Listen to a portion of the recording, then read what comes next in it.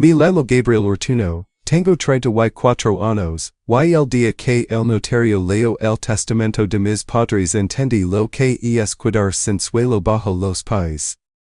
A mi hermano pequeño, Joel, le correspondió el Ático de Marbella valorado en 1.400.000 euros, las cuentas, los fondos, hasta el coche alemán de mi padre.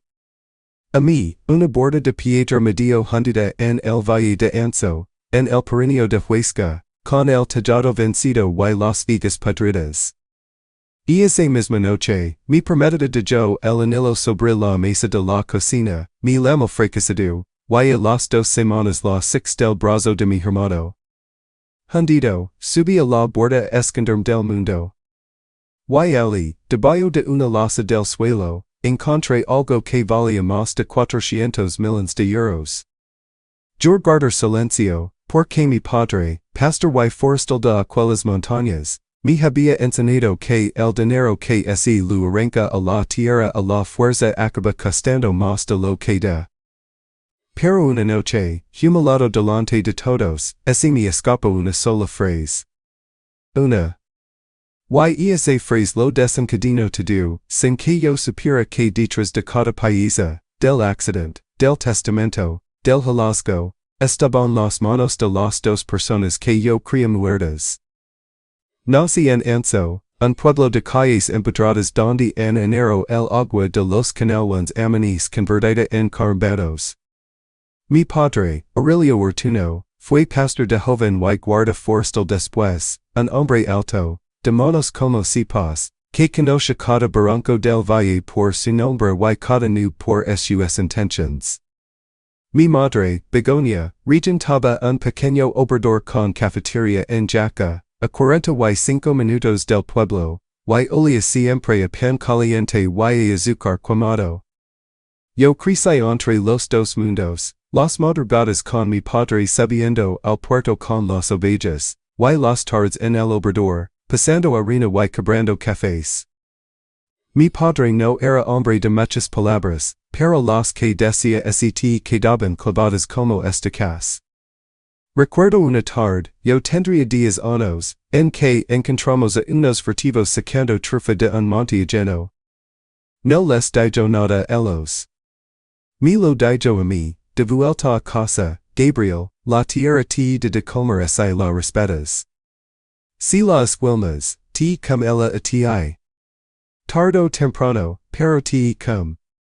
Lo decía sin solemnidad, como quien explica por qué no se deja la navaja abierta.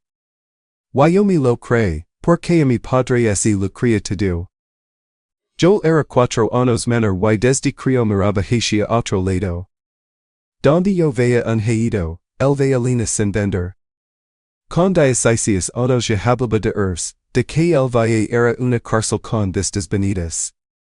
Se fue a Madrid a estudiar empresariales, luego a Marbella a vender pisos de lujo, y le fue bien, no voy a negarlo. Volvía por Navidad con relojes que costaban más que el tractor de mi padre, y mi madre le ponía el mejor sitio en la mesa porque las madres son así, quieren más el hijo que más lejos tienen. Yo me cuido. Estudié un grado forestal en Huesca, trabajé en cuadrillas de prevención de incendios, y desde los 29 lavaba yo el obrador de Jaca, porque a mi madre las rodillas ya no le daban para estar 10 horas de pie. Ella subía 2 o 3 mañanas por semana, amasaba un rato por no perder las manos, y se volvía al pueblo con mi padre. Eso lo aclaro porque importa para lo que viene después. A la reina la conocí precisamente, en el obrador. Entró una mañana de octubre pidiendo un cortado y una palmera de chocolate, y ese quedó hablando conmigo media hora de no sé qué ruta que quería hacer por el valle de Hecho. Era guía turística por Libra, guapa de una manera que desordenaba, y durante 3 años creí que me quería. Ahora sé que lo que le gustaba de mí era la idea que se había hecho, el novio Montañes, auténtico, fotogénico para sus redes. Lo compare un anillo ahorrando un ano entero. Habíamos puesto fecha para junio. Mis padres desaparecieron un martes de octubre. Bienvenido a Pau, al lado Francis, ver un amigo de mi padre de los tiempos de la trashumancia, y volvían en la avianita de ese amigo, que era piloto aficionado, para ahorrarse el puerto con niebla. La avianita despegó a las 4 de la tarde y nunca llegó al aeródromo de Santa Cilia. Yo estaba en el obrador, solo, cuadrando la calle del mediodía, cuando me llamó la guardia civil. Mi madre no estaba conmigo ese día, lavaba desde el domingo fuera, lo digo porque durante semanas reviví esa llamada pensando que si hubiera insistido en lavarlos yo en coche, como ofrecí, nada habría pasado. Los equipos de rescate penearon la zona del Pico Bisoran durante unos días. Encontraron un trozo de ala en un cancal y nada más. Con la primera nevada fuerte, suspendieron la búsqueda. A efectos legales, con los indicios del siniestro, el juzgado terminó la declaración de fallecimiento meses después, pero don Fermín, el notario de toda la vida de la familia en Jaca, no cito antes para comunicarnos las disposiciones que mis padres habían dejado firmadas. Aquel despacho olía a papel viejo y acera. Yo lego desde Marbella con traje oscuro y gafas de sol en el bolsillo de la pechera. Don Fermín leo despacio. El Ático de Marbella, que mis padres habían comprado años atrás como inversión a medias con Joel, pasaba íntegro a mi hermano, junto con las cuentas, los fondos de mi padre y el local del obrador de Jaca, que cuidaba en usufructo para Joel con la condición de mantener como encargado si yo quería. Hasta eso. Hasta el obrador donde yo había dejado los reinos. Para mí, la borda del barranco de Gamueta, con sus tierras, tal y como esta, con todo lo que contiene.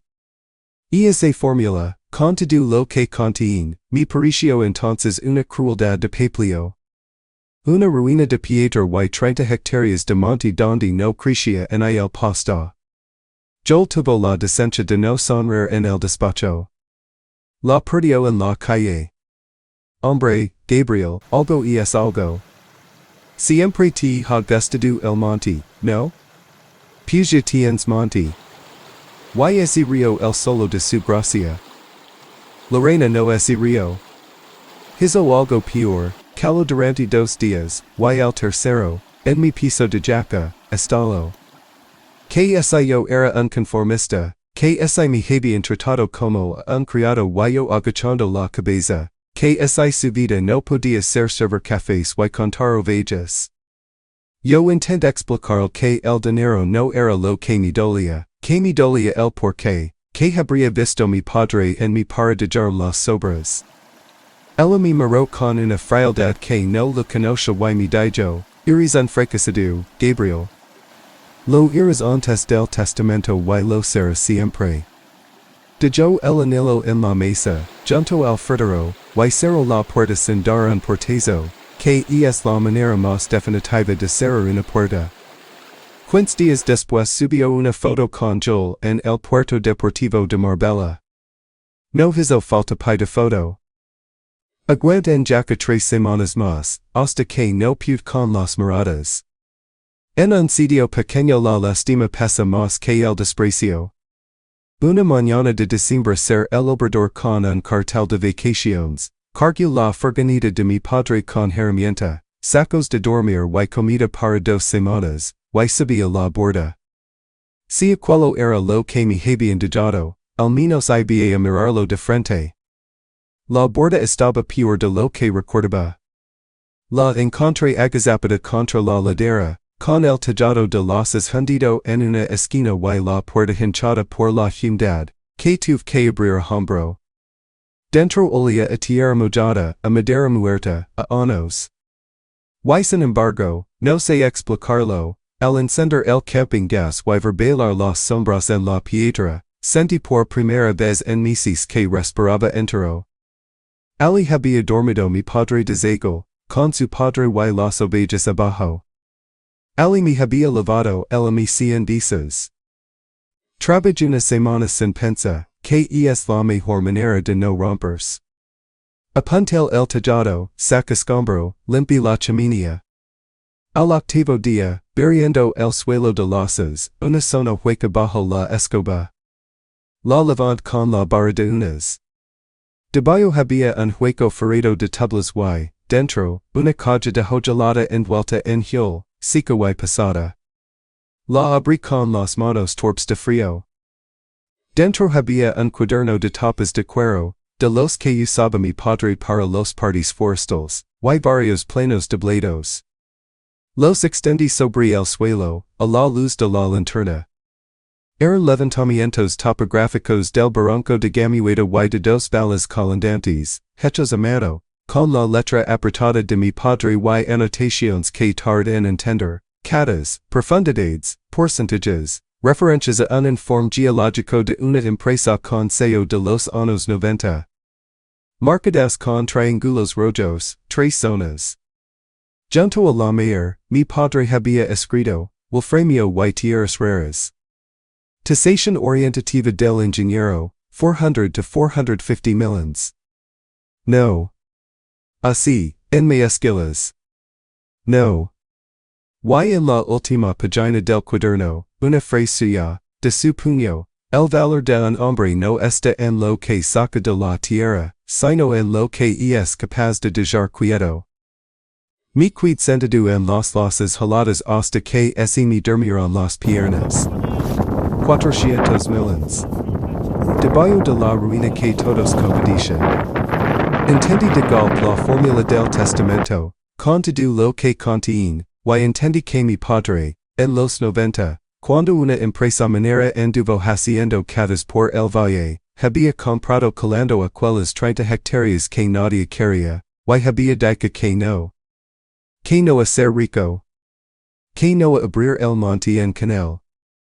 Y ahora el no era mío. No voy a hacerme el santo, aquella noche imagine de todo. Me imagine entrando en el despacho de Joel con el informe bajo el brazo. Me imagine la cara de Lorena al enterarse. Me imagine en los periódicos, el pastor que valía 400 millions. La venganza tiene un sabor dulce cuando solo es imaginada, es al tragarla cuando amarga. Pero cada fantasia acababa igual, en la voz de mi padre diciendo que la tierra te comece las esquelmas. Tomé 3 decisiones esa misma semana, porque una cosa me había enseñado el monte, la prudencia no es calor, es atar. Primero, fotografé cada página y guard copia en 2 sitios distintos.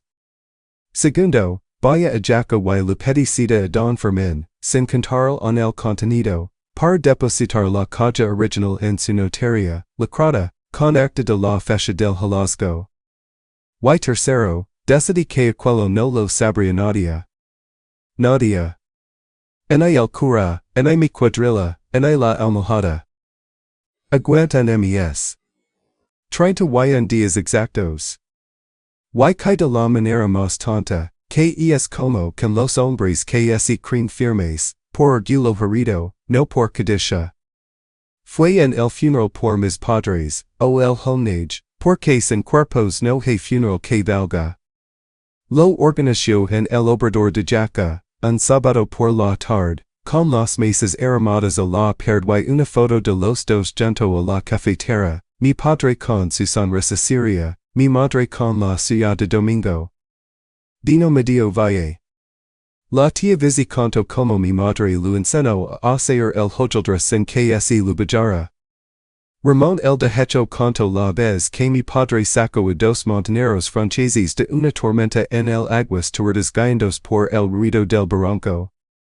Yo hablo poco y mal, con la voz rota, de las noches de cuadro y de las cosas que mi padre dejaba quietas. Yo llego tarde, con Lorena. Hablo 40 segundos, de pie, sin solta la copa, que en vuestros padres fueron grandes trabajadores, que nos dieron lo mejor, que siempre estarían en su corazón. Aplaudió Lorena sola, 2 palmadas, y hizo un silencio espeso. Después, con la gente en corrillos, vinieron los 2 hacia mí.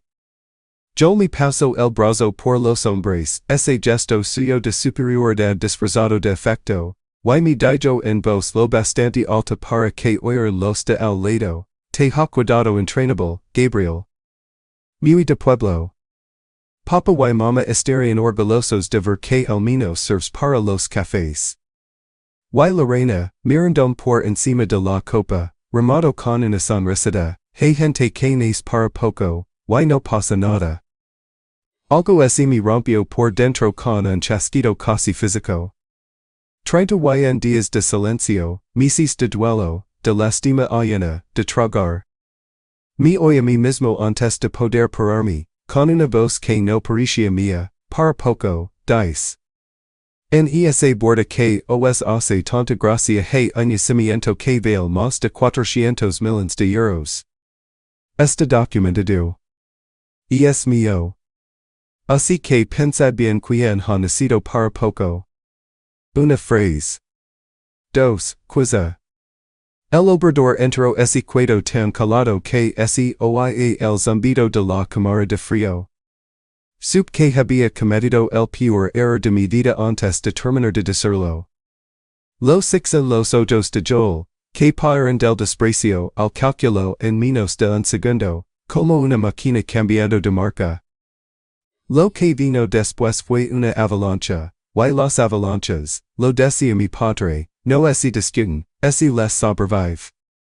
A los 4 días recibí un burofax de un buffet de Madrid contratado por Joel impugnando el testamento, alegando que mi padre no estaba en su sano juicio al firmarlo y que se había ocultado dolosamente el valor real de los bienes para perjudicar al heredero principal. A la semana, aparecieron por eso 2 tipos con chaqueta de plumas nueva y botas siniestras haciendo preguntas sobre lindis y caminos. Llamaron el obrador empresas con prefijos extranjeros. Un primo segundo al que no veía desde la mileniendito a comer. Lorena me escribió un mensaje largo, de esos que empiezan con, siempre te he apreciado. El olor del dinero levanta a los buitres de 100 kilómetros a la redonda, y yo había servido la corona en bandeja, en mi propio homage a mis padres. Hice una sola cosa bien en medio del desastre, y fue acordarme de lo que tenía atado. Fui a Don Fermin, lo abrí la caja lacrada y le conté todo. El viejo notario escuchó sin parpadear, cosa rara en él, y solo dijo, tu padre era el hombre más cabal que ha pasado este despacho. Pelearemos. Con el acta del deposito, la fecha del hallazgo y la titularidad limpia de las fincas, su informe desmontaba la mitad de la demanda. Pero la otra mitad era barro. Joel filtró a quien quiso verlo que yo había manipulado en nuestro padre en sus últimos años, aprovechando que él estaba lejos, que el viejo guarda forestal no regia. En el valle, donde mi padre era poco menos que una institución, aquello dolía más que lo del dinero. Hubo quien me retiró el saludo, por ese acaso. El obrador, del que Joel era ahora usufructuario, me lo cerró por reformas de un día para otro, y me quedé sin sueldo en mitad del pleito.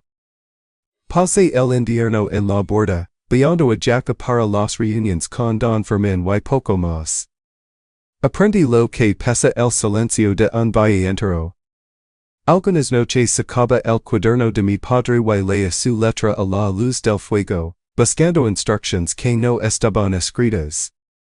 Lo que es capaz de dejar quieto. Lo repetía como un rizo, sin sabría si me sostenía o me condenaba. El juicio se señaló para finales de mayo, en Huesca. Ley con mi único traje, el del entierro de mi abuela, y Don Fermin el lado con su cartera de cuero gastado. En front, Joel con 3 abogados de Madrid, y Lorena en la segunda fila, vestida de gris perla, tomando notas en el móvil como si aquello fuera un viaje de empresa. El abogado principal de Joel era bueno, de los que hacen que la verdad suene improbable. Pinto a un anciano confundido, a un hijo mayor manipulador y resentido, a una ocultación de bienes milenaria. Cuando me llamaron a declarar, me temblaban las manos sobre la madera del estrado. Mayor a la sala y solo 6 ojos de cálculo, Y por un momento pense que todo lo que mi padre me había enseñado no servía en aquel mundo de maquetas, que la tierra y sus lecciones se quedaban en la puerta de los juzgados. El juez ordenaba sus papeles para la primera pregunta cuando se abrió la puerta del fondo de la sala. Hay sonidos que reconoces antes de entender lo que significan. Yo reconocí los pasos de mi padre, ese andar suyo de puerto arriba, antes de girarme. Y él estaban. Aurelio Ortuno, más delgado, con la barba crecida y blanca, y mi madre Begoña a su lado, cabida de su brazo, con el pelo recogido y los ojos brillantes. Vivo es. Andando por el pasillo central de la sala de vistas como quien cruza la plaza del pueblo. Se me fue el air. Yo se levanto de golpe, blanco como la cal, y tiro la botellita de agua de la mesa. Lorena se llevó la mano a la boca. El juez tuvo que pedir silencio 3 veces, y en el mismo se lo cría. No estamos muertos, dijo mi padre, con aquella voz que llenaba los barrancos, y tenemos que dar explicaciones. Empezando por nuestros hijos. Lo que canto, primero ali de manera sumaria y después ante el juzgado de instrucción y ante nosotros con todo de tal, todavía me cuesta ordenarlo. El accidente fue real solo a medias, la avianita de Etienne, el amigo de Pau, sufrió de verdad un fallo y tuvo que tomar tierra de emergencia en un prado del lado Francis, el trozo de ala que apareció en el cancel se había desprendido en el aire. Nadie resultó herido. Y allí, en aquel prado, esperando a que viniera a buscarlos el hijo de Etienne, mi padre, que llevaba meses dando vueltas a como repartir lo que tenía viendo en que se había convertido Joel, tomó la decisión que lo cambió todo, no volver. Todavía no. Dejar que el silencio hiciera la pregunta que él no sabía hacer, ¿quién sois cuando crees que ya no os vimos? Vivieron esos meses en la granja de Etienne, en el Bern, a hora y media de casa. Mi madre confesó que estuvo a punto de romperlo todo 3 veces, la primera al saber lo de Lorena, porque una cosa es probaros y otra vero sangre, dijo. Don Fermín, el único que lo supo desde el principio, fue sus ojos, les contaba todo, el testamento leído según las instrucciones, el reparto desigual calculado al milímetro, mi subida a la borda, la demanda de Joel, el cierre del obrador. Hasta la declaración de fallecimiento se tramito sobre indicios que la propia instrucción posterior calificó como aparentes, ellos asumieron las consecuencias legales de aquello, y mi padre pagó las multas y las costas sin protestar una sola vez. El que pon la trampa, dijo, pega la trampa. Y el cuaderno. El cuaderno era el corazón del asunto, y era falso. Los planos, las catas, el informe consejo antiguo, todo fabricado por mi padre con la ayuda de un ingeniero de minas jubilado, amigo suyo de la trashumancia, copiando el formato de los estudios reales que la empresa hizo en los 90. En aquellas catas verdaderas de hace 30 años no apareció nada que valiera la pena, por eso la manera se fue del valle. No había wolframio. No había 400 millones. Había una pregunta escondida bajo una losa, ¿qué hace mi hijo con un tesoro que cree real? Si hubieras vendido la información, si hubieras abierto el monte, me dijo mi padre delante del juez, no habrías perdido el dinero, porque no existe. Habrías perdido lo que sí existe, lo que tú eres. Cal un momento y en audio lo único que me reprocho jamás de todo aquello, lo dijiste una vez, en caliente, porque te pisaron el orgullo. Aprend lo que cuesta una frase. Pero después taste, fuiste el notario, no vendiste, no cavaste, aguantaste el invierno solo. Un hombre no es mai por no quererse nunca. Se mai por como se levanta y por lo que no hace cuando nadie lo ve. A yo lo miró largo, sin rabia, que era peor. El testamento leído por don Fermín era una disposición instrumental dentro de la prueba, el verdadero, otorgado antes del viaje, seguía cerrado. El Ático de Marbella nunca dejó de ser de mis padres más que sobre el papel de la prueba, las cuentas, igual, el obrador, mío en la gestión desde ese mismo día, con escritura. Tú has demandado a tu hermano por una mentira que te convenía creer, le dijo mi padre. Has pagado abogados para quitar el de tu sangre lo único que le habíamos dado. Has cerrado el obrador de tu madre para apagarlo. No te quito el apellido porque no se puede, pero hoy no lo mereces. Yo no levanto la cabeza. Lorena sí, ese levanto, cruzo la sala y ese planto delante de mí con los ojos humidos, ensayados oh no, y nunca lo saber en me importa. Gabriel, me equivoco, yo. La per con la mano. Te fuiste detrás de 1.400.000 euros, le dije. Y vuelves detrás de 400 millones que no existen. Tú no te has equivocado, Lorena. Tú eres así. No me supo a victoria. Me supo a cerrar una puerta sin dar el portazo. La demanda quedó en nada, retirada esa misma semana. Yo desapareció una temporada de nuestras vidas. Fue mi madre, que es de las que no dan a nadie por perdido, la que negoció su penitencia, un año en el valle, trabajando con la cuadrilla forestal a las órdenes de los antiguos compañeros de mi padre, quebrando el jornal de un peón, viviendo en el piso de los abuelos en Anso. Sin atajos. Si aguanta el año, dijo mi padre, hablaremos de herencias. Y no, también habremos aprendido algo. Para sorpresa de todos, y la primera sorpresa fue él, yo lo acepto. Lo vio ahora algunos sábados, quemado por el sol de verdad y no por el de los shades, calado de otra manera. El otro día desbrozó conmigo media ladera sin cuidarse. No sé si llegará a buen puerto. Sé que por primera vez en 20 años vi andando hacia alguno. Una noche de ese mismo junio, mis padres subieron conmigo a la borda. Habíamos terminado el tallado entre los tres, losa a losa, y encendemos la primera lumberbuena en la chimenea limpia. Mi madre sacó pan de su obrador recuperado, mi padre el queso y el vino, y comemos en silencio, de ese silencio que no pide nada. Después mi padre se levantó. Fue a su zaran y sacó un cartapacio de cuero atado con una correa, viejo de verdad, gastado por manos que ya no están. Esto sí es de ley, dijo, y me lo puso en las rodillas.